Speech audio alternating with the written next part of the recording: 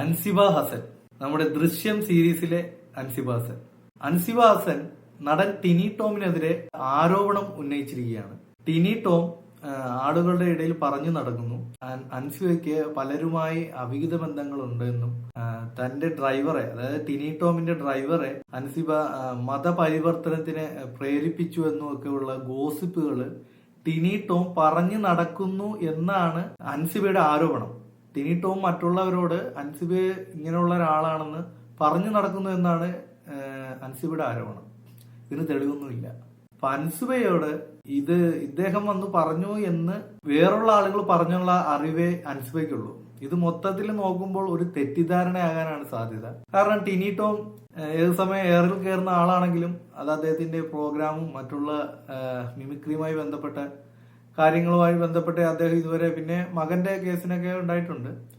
എങ്കിലും ഇങ്ങനെയുള്ള രീതിയിലുള്ള ഒരു പ്രശ്നം ഇതുവരെ ടിനി ടോമിന്റെ ഭാഗത്തു നിന്നും ഉണ്ടായിട്ടില്ല. അപ്പോൾ ഇത് ഒരു തെറ്റിദ്ധാരണയാണെന്നാണ് മനസ്സിലാക്കാൻ സാധിക്കുന്നത്. അല്ലെങ്കിൽ മറ്റുള്ളവർ അൻസിബയെ പറഞ്ഞ് തെറ്റിദ്ധരിപ്പിക്കാനും സാധ്യതയുണ്ട്. അൻസിബയുടെ വോയിസ് നമുക്കൊന്ന് കേൾക്കാം. എതിരില്ലാതെ ജോയിന്റ് സെക്രട്ടറി ആയിട്ട് വന്നത് മുതൽ അനുഭവിക്കാൻ തുടങ്ങിയതാണ് ഈ കമ്മിറ്റിയിൽ കയറിയിട്ട്.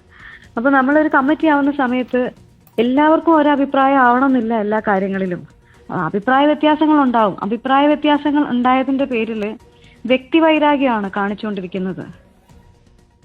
ഈ ലോകത്തിൽ അവിഹിതം ഉണ്ടാവാൻ ബാക്കി ഒരാളുണ്ടോ എന്ന് എനിക്കറിയില്ല.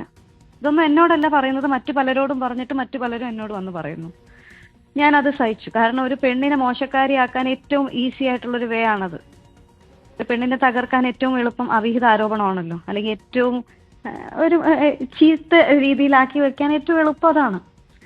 അത് കഴിഞ്ഞിട്ട് അത് ഞാൻ വിട്ടു, കോട്ടയം വെച്ചു. അത് കഴിഞ്ഞിട്ട് എനിക്ക് തീരെ സഹിക്കാൻ പറ്റാത്ത മറ്റൊരു കാര്യം ഉണ്ടായത്, ഞാൻ ഇസ്ലാമിലേക്ക് അദ്ദേഹത്തിന്റെ ഡ്രൈവറെ ഉൾപ്പെടെയുള്ളവരെ കൺവേർട്ട് ചെയ്യാൻ ശ്രമിച്ചു എന്ന് പറയുന്നത്. അപ്പൊ എനിക്ക് സമാധാനമായി. ഇത്രയൊക്കെ പറയുന്ന ആളുടെ കൂടെയൊക്കെ ഞാൻ എങ്ങനെയാണ് ഒരു കമ്മിറ്റിയിൽ ഇരിക്കുക? അറപ്പൊന്നുമില്ലേ? അപ്പൊ അതാണ്, പുള്ളിക്കാരിക്ക് നേരിട്ടൊരു അറിവില്ല, അതിനൊരു തെളിവുമില്ല. മറ്റുള്ളവർ പറഞ്ഞു ഇദ്ദേഹം ഇങ്ങനെ പറഞ്ഞു നടക്കുന്നു അൻസിബയെ പറ്റി എന്ന് ഒരു കാര്യമാണ് അൻസിബയ്ക്ക് ഈ കാര്യത്തിനെ കുറിച്ച് ഉള്ള അറിവ്. അപ്പോൾ മറ്റുള്ള ആരോ അൻസിബയെ തെറ്റിദ്ധരിപ്പിക്കാൻ സാധ്യതയുണ്ട്. അൻസിബ സിനിമയിൽ വലിയ സജീവമല്ലെങ്കിലും അമ്മയിൽ നല്ല സജീവമായിരുന്നു. അങ്ങനെയുള്ളൊരു അൻസിബ ഒരു സുപ്രഭാതത്തിൽ രാജിവെച്ചു. അവൾക്കുണ്ടായിരുന്ന ആ ഒരു അമ്മയിലെ ആ ഒരു സ്ഥാനം രാജിവെച്ചു.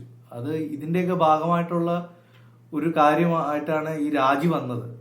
അവർ തന്നെ പറയുന്നുണ്ട്, ഇങ്ങനെയൊക്കെ പറഞ്ഞ ഒരാളുടെ കൂടെ എങ്ങനെ ഞാൻ ആ കമ്മിറ്റിയിൽ തുടരുമെന്ന്.